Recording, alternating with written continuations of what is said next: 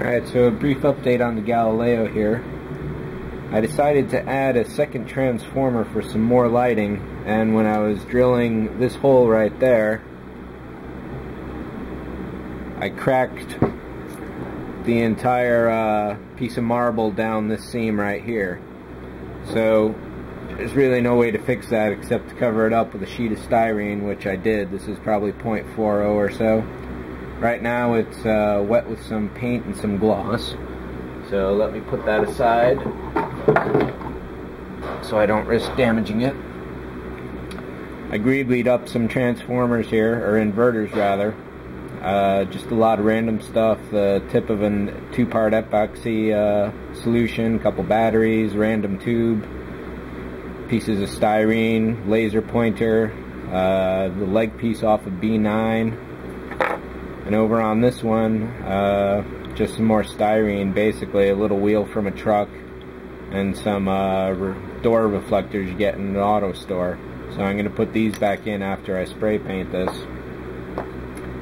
This is what I'm adding to the lights for it, and it's, I think it's the blue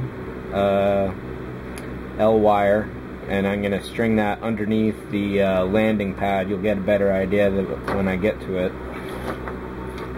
And then finally over on Galileo itself, I got the little step glued in there. I screwed up some paint there, so I got to fix that.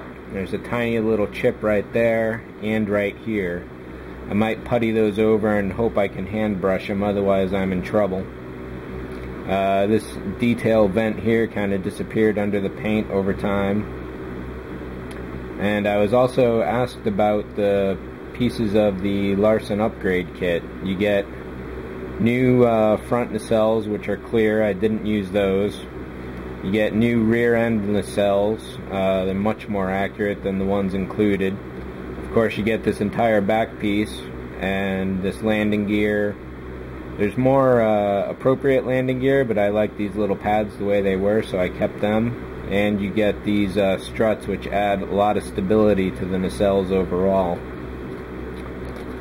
Printed out some reference here and to do my painting, and I'm going to admonish myself for not having done this earlier, because it clearly shows everything I should have done. And while the underhull is this dark gray and the nacelles, the pylons are the top gray, and the back itself is the light gray as well. What else was wrong that I did? Nacelles are a bit more silver, so if I had done these in a base coat silver and then done a light gray over them, that would have looked a lot better. The grays themselves are wrong, but I'm fine with them. They look alright to me. What else here? This is going to be a decal, a red spot in the back. When I do that, I have to create custom decals. So once I have this all repaired with the paint job, then it's on hold. It's on hold until I can get to those. What else? What else? The wiring should be all fine. Oh, one thing I did notice, most specifically on that picture there, is that the pylons or the struts are very far out on the wings. And I had initially set them up that way, but if you put them further out where they should be, then the door will not land on them as it should here. So basically I had to go with this, which means more probably that the angle of the pylons is just completely incorrect. I'm pretty much thinking that the shape is not totally correct either, but that's AMT for you. I got the chair glued back in. All the touch-ups on the paint were done in there on the floor because I had smeared some glue around. If you do get the Larson kit, then you do have to make a major cut right around here, which I took all the way up to this area, and you just got to pull out the original. The structure went straight back, straight down, and straight across. It was literally a solid box. So the depth and the realism this adds to it is well worth it. Ooh, there's another little spot I got to fill up with some putty. Maybe I can do some work down there too. But that is pretty much it. This guy stands ready. I'm going to spray paint these. I wanted to get them on video before they actually went to single colors.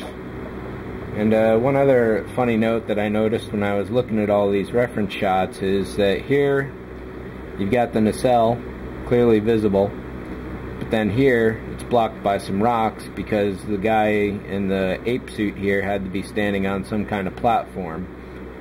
Go figure. So I'm wondering if they put that nacelle back in for the remastered version or not.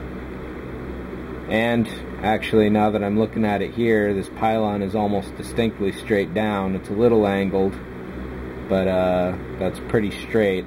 And on these, of course, that's just really severe.